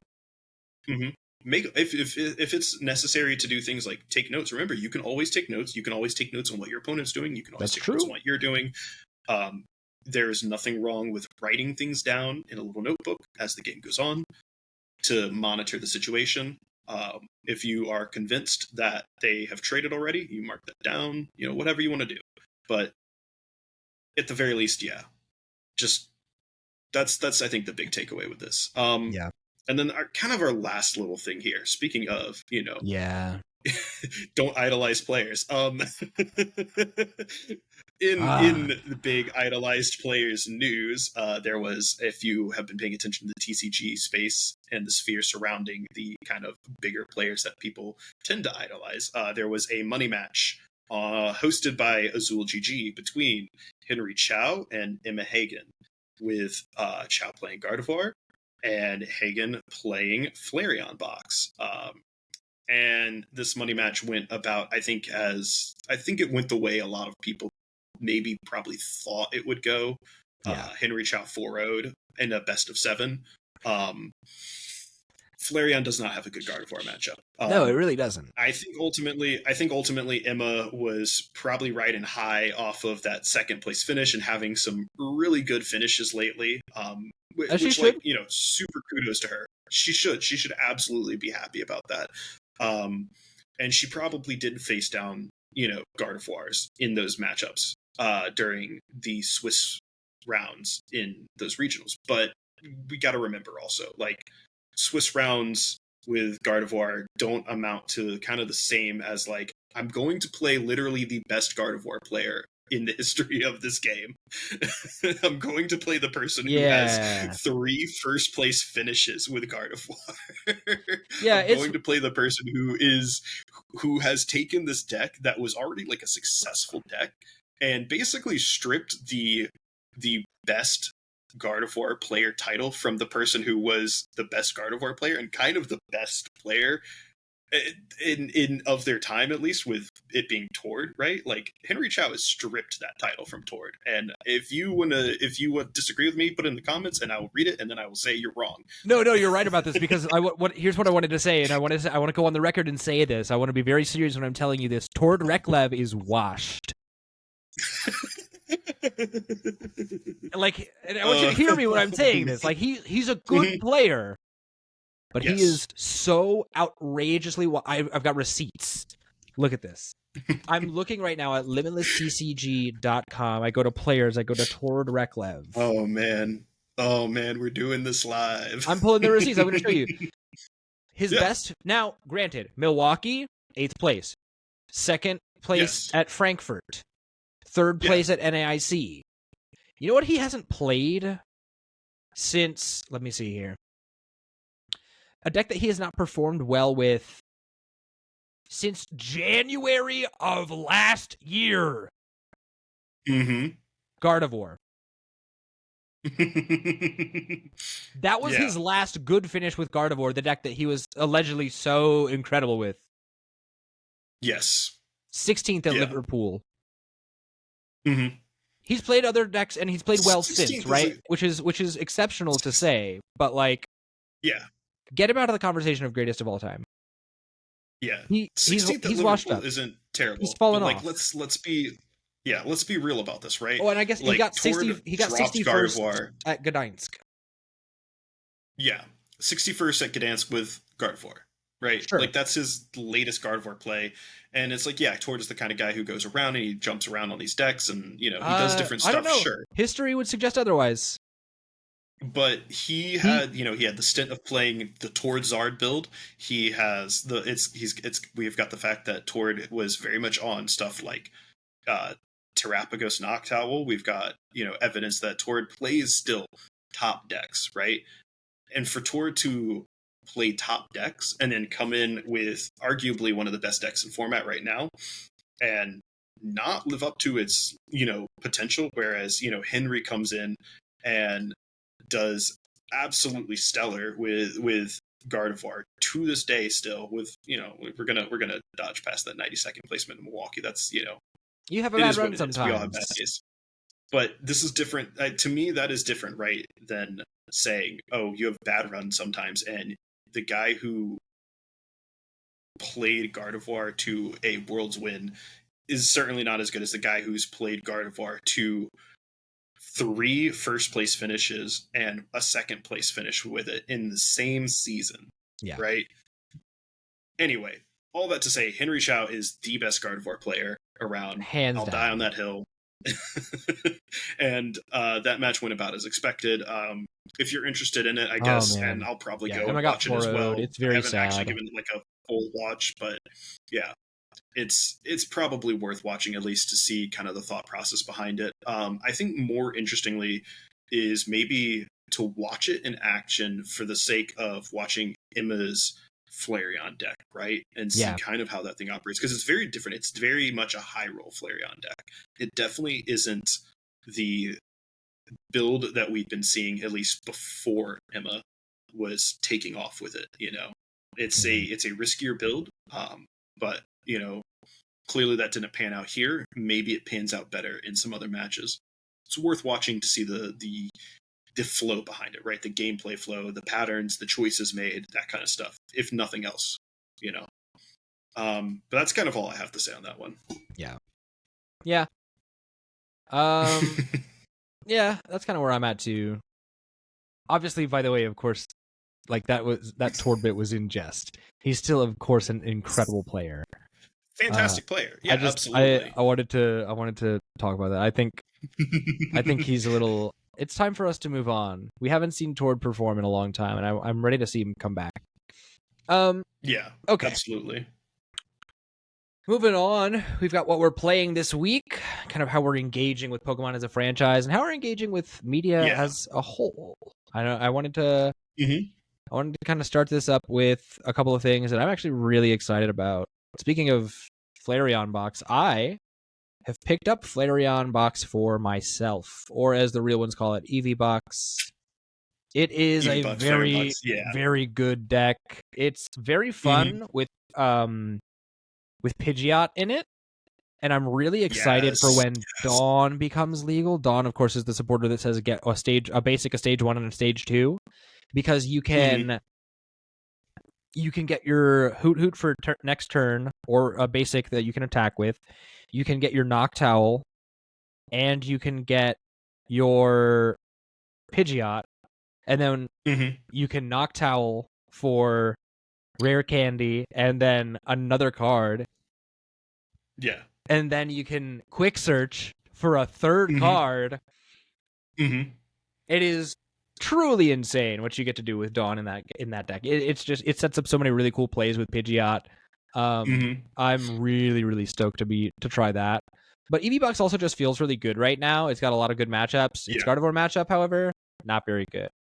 But something that does have a good Gardevoir matchup, Charizard. I have been on the the Brisbane Charizard list. Okay. With the one of Klefki and the one of Tatsugiri and the 3 Jets. Okay. That build is insane. Klefki active and just letting it sit there right now feels bananas. And being able to like jet up Klefki, blow up because like your opponent has a Psyduck on board, being able to bench Klefki, jet energy that John to the active, blow up a Dusknoir, get somebody out of there, and then just like you're doing more damage and you've got damage on board, and then you just retreat the Klefki for free because you attached for free. Yeah.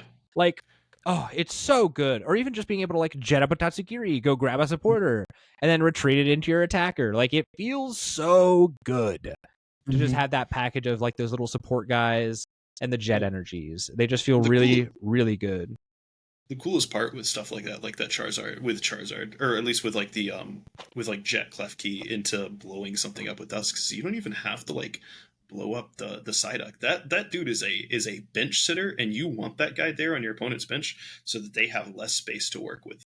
Right? Yeah. You want to deny that bench space as much as possible. You don't want to blow up the Psyduck and then kill something else and then like give them 2 spots for like recovery options.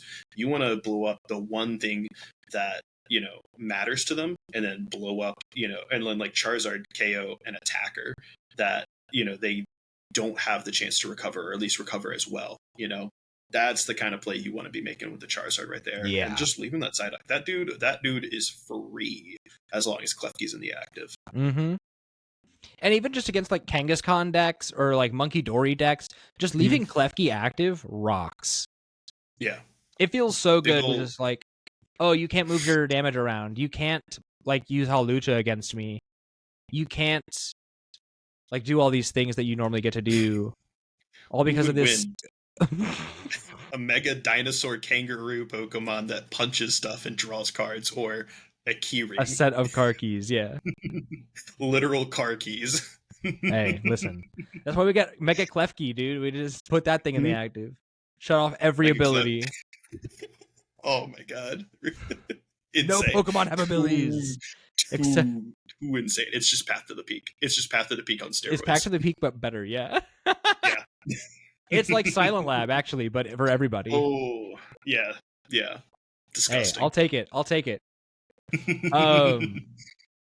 But yeah, so those are the two decks I've been playing. I've actually been getting into like playing games in paper. I sat down with Zach today and played some games during after the challenge at Buzz. Yeah, and we got to play a couple games. And it was fun to play paper Pokemon again. I haven't played in a long time. I think nice. I think the last time I played Pokemon cards was when I was building the Game Show GLC deck. Oh man, yeah. Was that before or after? Because I think the last time I remember playing any sort of paper with you, at least, was actually no. The last time was Worlds. I think the last time was literally Worlds, maybe.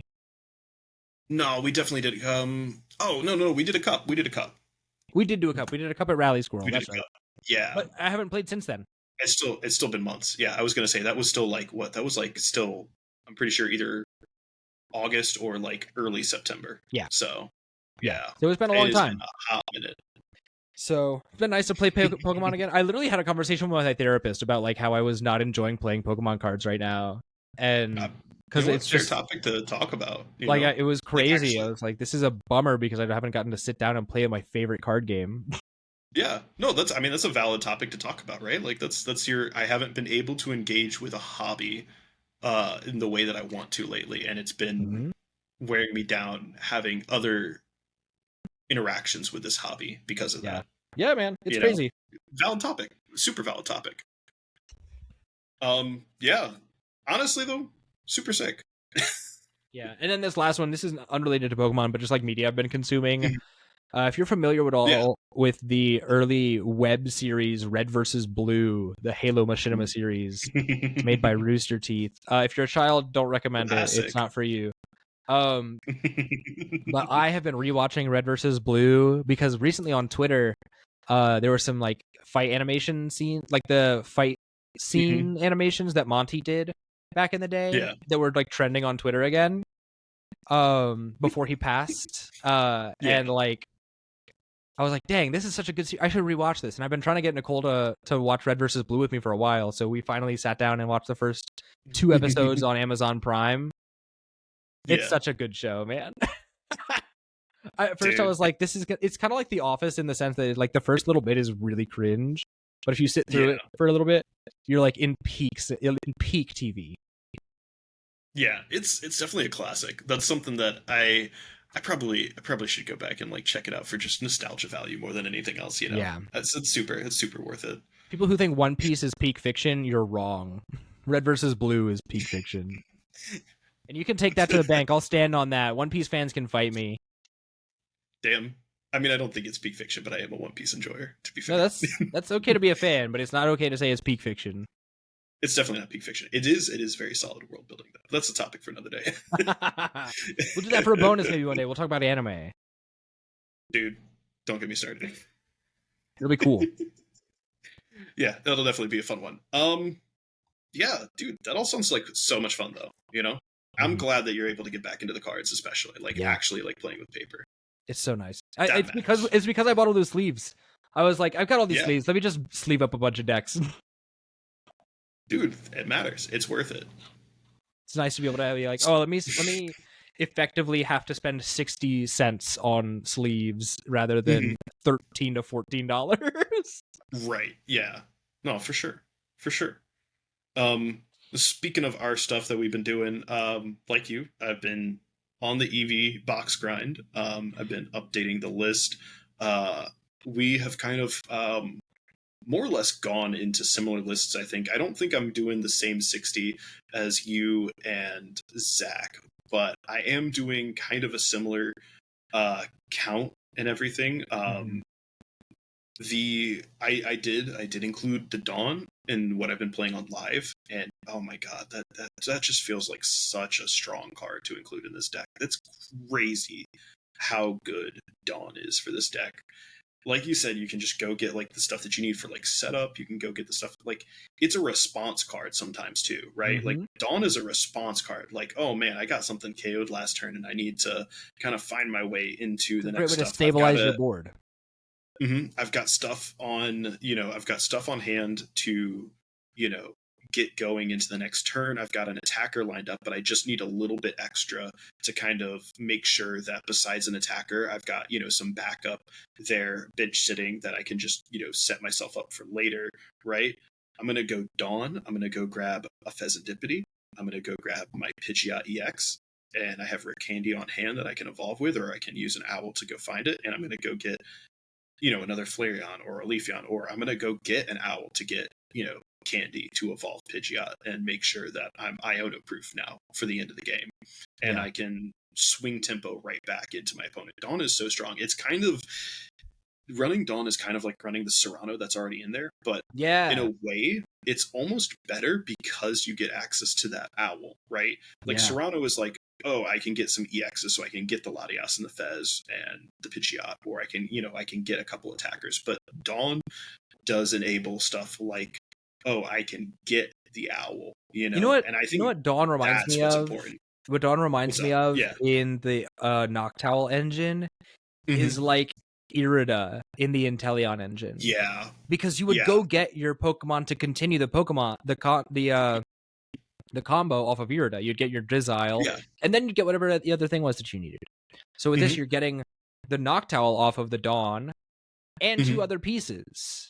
And you get to use the Noctowl now. And it feels very much like that combo is kind of like very very similar, like one and the same. They're sisters for sure. Oh yeah, definitely. Let me see. Yeah, that's really all I've been doing. I've still been messing with that Hydreigon list. That list is still absolutely disgusting when you get like the opening turn and pop off. Like that is a pop off deck. Again, turn 2 Obsidian when your opponent doesn't see it coming is so disgusting. Sick.